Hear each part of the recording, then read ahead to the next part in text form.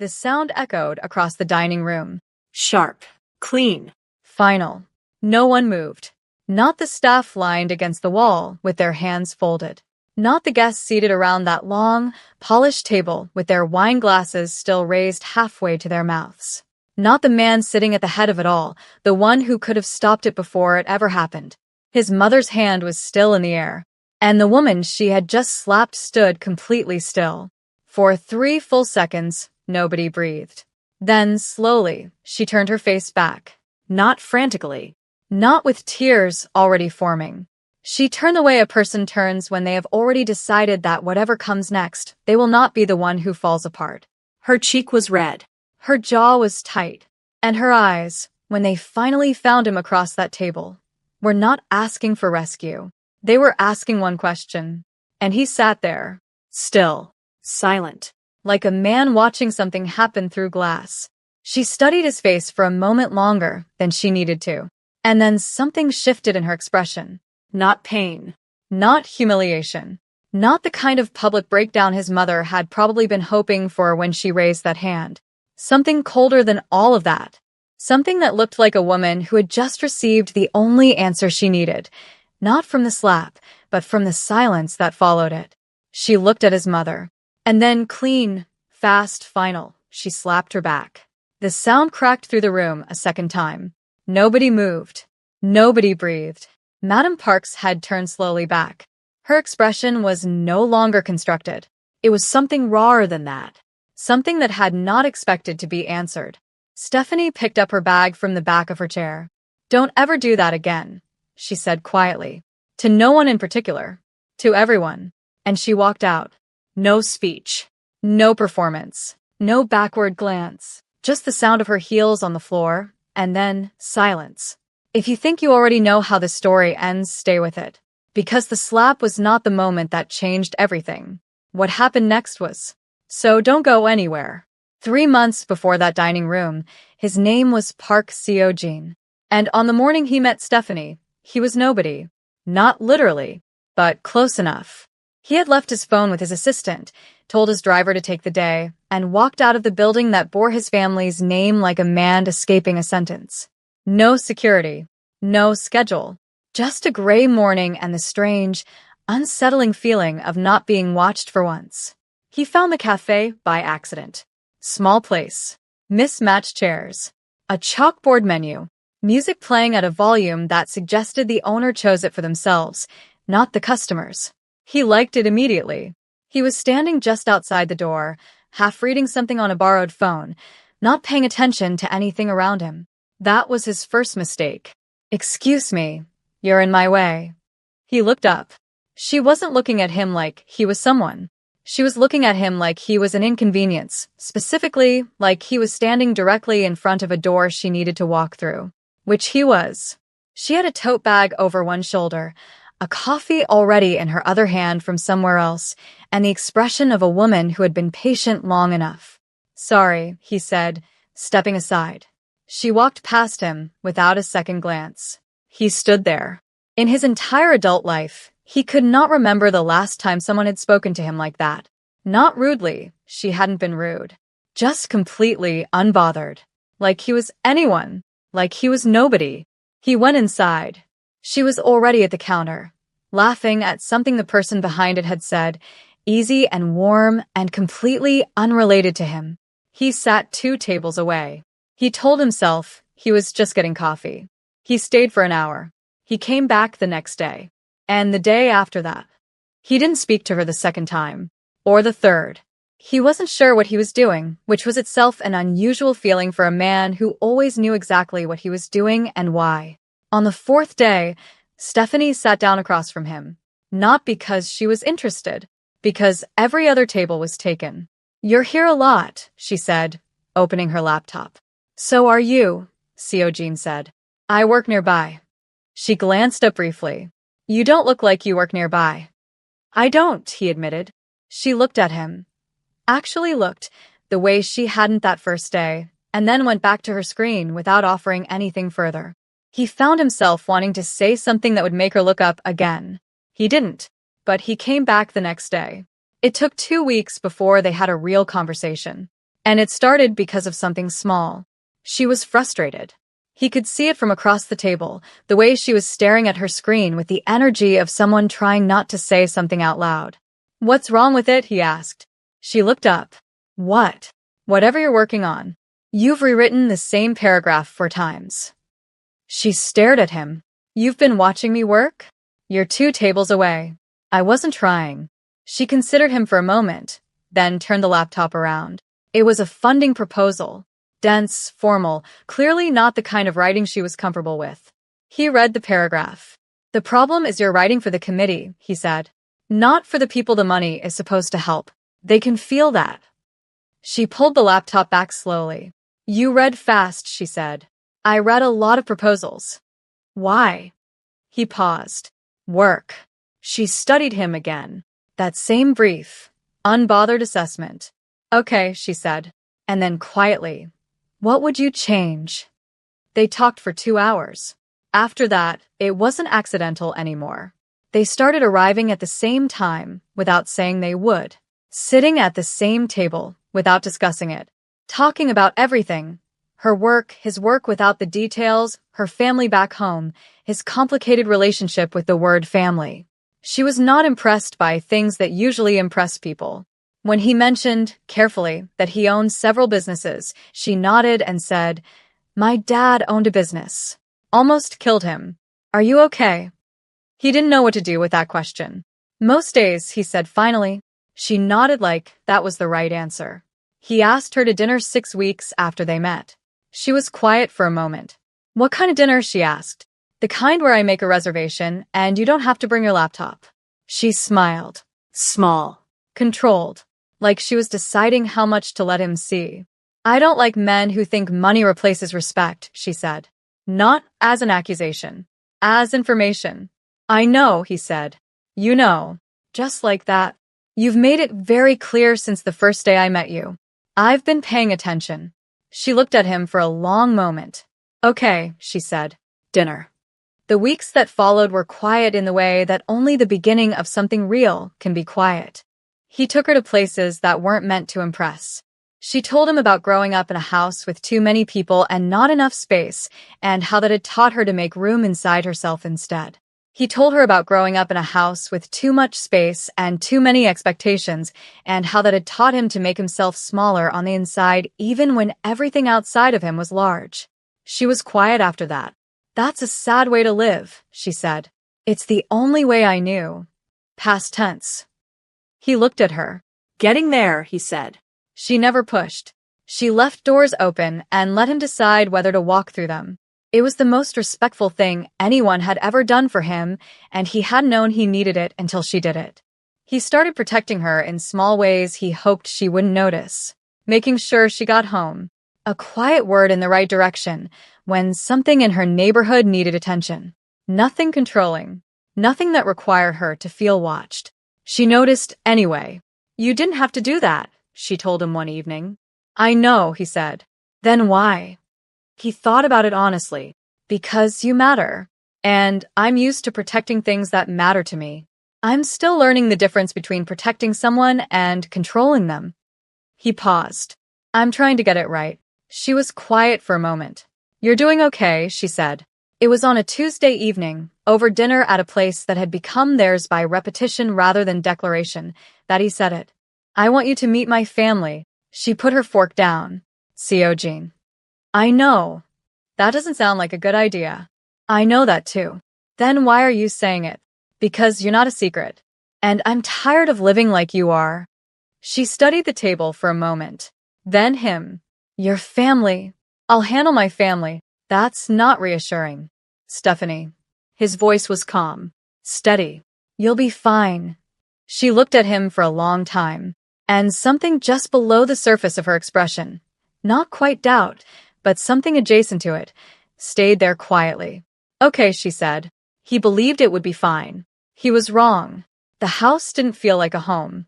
Stephanie knew that the moment the car turned through the gate. It was beautiful in the way that required maintenance schedules and staff, and decisions made about aesthetics rather than comfort. The kind of house where you became aware of your posture the moment you stepped inside. She kept her face neutral. They were welcomed by staff first, then by family members she hadn't been introduced to, cousins or associates, it was hard to tell, who looked at her with the careful blankness of people who had been told to be polite and were being exactly that. Nothing more. His mother came last. Madame Park entered the room the way certain women enter rooms, like it had been waiting for her. She was elegant, controlled, and her eyes, when they landed on Stephanie, did not widen or narrow. They simply assessed. "So this is the one," she said. Not to Stephanie. To the room. Stephanie smiled anyway. "It's nice to meet you." Madame Park looked at her a moment longer than was comfortable. Then she smiled back, the kind of smile that is constructed rather than felt. "Sit, please," she said. "Let's eat." The first 20 minutes were almost manageable. The conversation moved around Stephanie rather than including her. She ate quietly. She listened. She stayed composed. Then Madame Park turned to her. "What is it you do?" she asked. Pleasantly. Curiously. "I work in community development," Stephanie said. "Funding allocation for underserved areas." A small floating sound. "And your family? Are they here?" "No, back home." "Back home," Madame Park repeated, like the phrase carried weight. "And they're well?" "Very well, thank you." A pause. "Tell me," Madame Park said, tilting her head slightly, "do you always aim this high?" The table went quiet, not loudly. Someone lifted a glass. Silverware kept moving. But the quality of the silence changed, the way air changes before weather. Stephanie set her glass down. "I aim for what I want," she said. "Same as anyone." Madame Park smiled. Of course. Seo Jean had not missed a single word. He sat at that table and heard everything. The texture of every question, the weight of every pause, the architecture of what his mother was building one polite sentence at a time. He knew this playbook. He had watched it deployed before. Never on someone who mattered to him. He was watching. He was measuring. He told himself he was waiting for the right moment. What he didn't know, what he would only understand later, was that the right moment had already passed 3 sentences ago. The questions grew sharper. Still wrapped in pleasantness, but sharper. Questions about Stephanie's background that weren't really questions. Observations about difference that weren't really observations. Stephanie answered every one of them with precision and quiet dignity. She did not raise her voice. She did not perform. She simply held her ground the way a woman holds her ground when she has done nothing wrong and refuses to behave as though she has. Then Seo Jean stood up. "Excuse me a moment," he said, quietly going to take a call. And he walked out of the room. The moment he left, the air shifted. Stephanie felt it immediately. Madame Park looked at her with the directness of a woman who had been waiting for exactly this moment. "He is a good son," she said.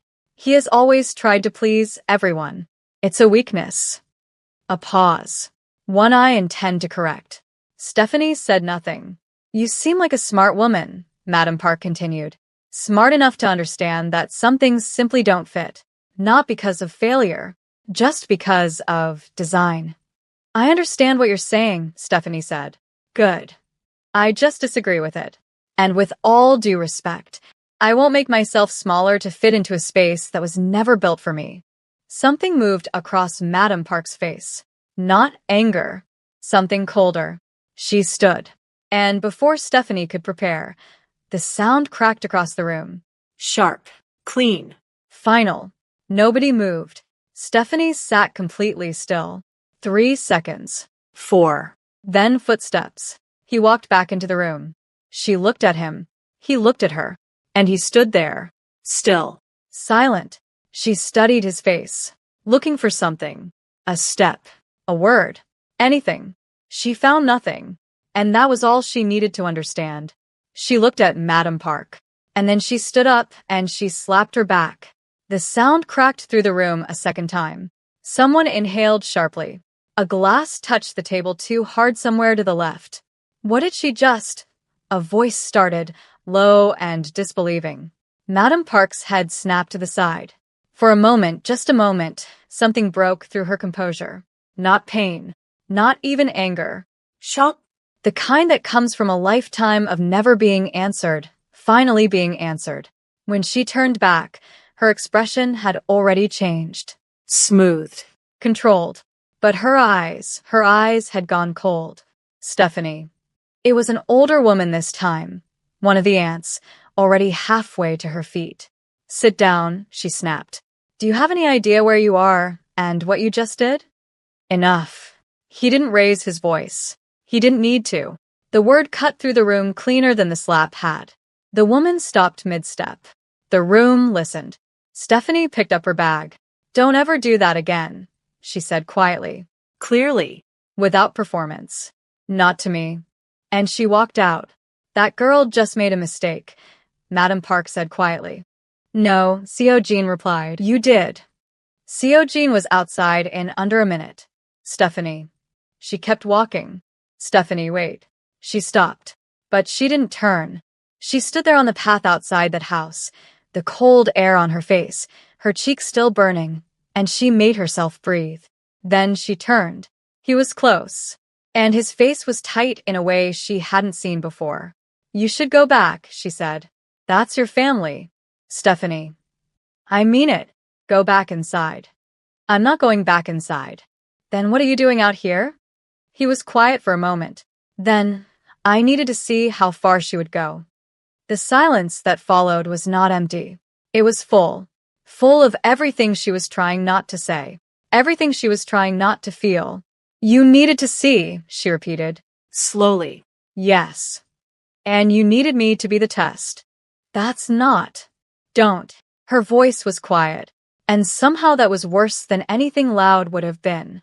I sat at that table, she said. I answered every question. I held myself together in a room full of people watching to see if I'd fall apart. And the whole time, she stopped. Exhaled. The whole time, the one person I thought would. She didn't finish that sentence. I needed you to stop her, she said instead. Not after. Not eventually. In that moment. Her eyes didn't waver. I needed you to stop her. He had no answer. Not a good one. Not the kind she deserved. I'm sorry, he said. I know you are. She picked up her bag higher on her shoulder. Good night, Co. Jean. And she walked away. He watched her go. Then he turned around and walked straight back inside. The dining room had not fully recovered. Guests were murmuring quietly. Staff had found reasons to move to other parts of the room. The careful architecture of the evening had collapsed entirely, and everyone was pretending it hadn't. Madam Park was standing near the head of the table, composed again, or trying to be. She looked up when he entered. Co. Jean. Everyone out, he said. Not loudly. He didn't need to be loud. The cousins, the associates, whoever they were, they read the room and found the exit. Staff followed. Within 90 seconds, it was just the two of them. His mother lifted her chin. What she did was. What you did, he said, will not happen again. I was protecting this family. You embarrassed this family. His voice was still even, still controlled, but there was nothing beneath it that was soft. You raised your hand at a guest in this house, at a woman I brought here, at someone I asked to trust me. He paused, and then I stood there and said nothing, which makes me responsible for everything that happened after that. That won't happen again. Not to her. Not to anyone I stand beside. His mother's eyes narrowed slightly. You're choosing her over. I'm not choosing anyone over anything, he said. I'm telling you what will not happen again. In my presence or outside of it. He looked at her directly. I'm not asking. Madam Park was very still. She is not the right. We're done with this conversation, he said. He picked up his jacket from the back of his chair. And he walked out again. He drove to her building. He sat outside for 20 minutes, phone in his hand, trying to decide whether showing up was the right thing or the wrong thing. He got out of the car. He rang the buzzer. Nothing. He rang again. Co. Jean. Her voice through the intercom was flat, exhausted. Go home. I went back in, he said. I said what I should have said at that table. I'm not asking you to care about that right now. I needed you to know. Silence. I'm not opening the door tonight, she said. I know. Then why are you still there? He leaned against the wall beside the buzzer. Because I stood still when it mattered, he said. And I'm not doing that again. Even when it's inconvenient. Even when you tell me to go home. A long pause. Go home, Seojin, she said. Quieter this time. He stood there for another moment. Then he pushed off the wall and walked back to his car. He didn't go home for a long time. She didn't answer his calls. The first came that same night. She watched his name on the screen until it stopped. Messages followed. Not floods of them, he wasn't that kind of man. One that night. One 2 days later. Then nothing. She didn't read them. She went to work. She ate. She slept badly. She talked to her friend Cora for 2 hours on a Thursday without mentioning his name once, which required considerably more effort than she let on. She was fine. She was not fine. But she was functioning. And sometimes that's the most honest version of fine available. The slap, she could have survived. His mother was his mother. That cruelty had its own source and its own logic, and Stephanie had walked out of that room having answered it. She wasn't ashamed of that. It was the stillness. His stillness. That was what sat with her in her apartment every night while his messages went unread. That was the thing she kept coming back to, not the sound of the slap, but the silence that came after it. The way he had stood there and looked at her and done nothing. She had given him everything she had that night. Her composure, Her dignity. her patience in a room that wanted her to collapse. And he had watched. That was the part she couldn't get past. 2 weeks passed. Then 3. She was walking to the cafe on a Wednesday morning, later than usual, thinking about a proposal that was due at the end of the week, when she pushed the door open and stopped. He was there, sitting at their table, both hands around a cup, not on his phone, not performing patience, just there, like a man who had decided to be somewhere and meant it. She stood in the doorway for a moment. Then she exhaled, and she walked to the counter, ordered her coffee, and sat down across from him. Not because she had forgiven him, but because she was not a woman who ran from things. How long have you been coming here? She asked. 11 days, he said. She wrapped both hands around her cup. You don't get to come back like nothing happened. I know. Then what is this? He didn't arrange himself, didn't search for the version of himself most likely to work on her. He just looked at her. I didn't stop her, he said. I had reasons that felt like strategy and looked like cowardice. I'm not going to make a case for myself, because there isn't one. He paused. I went back inside that night. I said what I should have said hours earlier.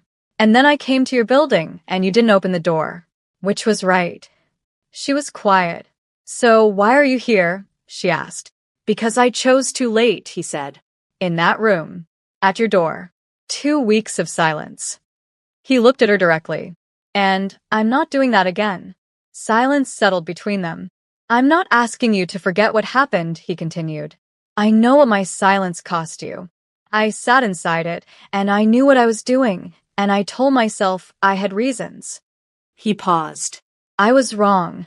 You deserved better than a man calculating his next move while his mother raised her hand.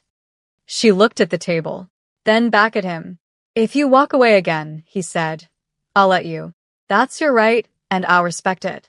But it won't be, because I stood still. The cafe was quiet around them, the music low, the same mismatched chairs, the same chalkboard menu, the same place where she had told him he was in her way, and somehow, impossibly, that had been the beginning of everything. Stephanie looked at him for a long time. She was looking for the man who had sat still at that table, the one who had watched and measured and waited. She didn't find him. What she found was the man who had read her proposal paragraph and said, you're writing for the committee, not the people. The man who had listened when she told him what she didn't like. Who had said, I'm still learning the difference between protecting someone and controlling them, and then spent months proving he meant it. He had failed her once. Badly. In a moment that had mattered more than any other. And he was sitting in front of her, not asking her to minimize it, not asking her to pretend. Just asking to be different going forward. She thought about her cheek, the burning, the silence at that table. She thought about 11 days of him coming here before she showed up. She thought about the messages she hadn't read. What did the second message say? She asked quietly. He was still for a moment. That I understood if you never answered, he said. that I went back inside and said what I should have said at that table, and that the only thing I couldn't do was pretend I didn't know exactly what I had lost. Something moved across her face. Not a smile, not forgiveness delivered cleanly. Something more honest than both. Something that looked like a woman deciding, quietly, to be brave. This doesn't go back to normal, she said. I know. You don't get to be still again. Not when it matters. I know that too. She looked at him, and then slowly, without announcement, without drama, she reached across the table. He looked down at her hand. Then he took it. Not tightly. Not the way a man grabs something he's afraid of losing. The way you hold something carefully because you finally understand what it's worth. Outside, the city moved the way cities do. Loud. Indifferent. Continuous. But inside that small cafe, with the mismatched chairs and the music no one chose for an audience, something settled between them. Not perfectly. The memory of that dining room would sit between them for a while yet, like a scar still learning its shape. But honestly, and for the first time since that night, Park Seo-jin felt like a man who was exactly where he was supposed to be. Not calculating. Not standing still while the woman beside him carried something alone. Just present. Beside the woman who had never once adjusted herself to make room for him, and had somehow made more room in his life than anyone ever had. And this time, he was not going to waste it. Was Seo-jin wrong for staying silent? Or was he just calculating his move? Let me know in the comments. And tell me this, if you were Stephanie, would you have slapped back or walked away silently? And after everything, would you still choose Seo-jin? If you want more stories like this, don't forget to like the video and subscribe.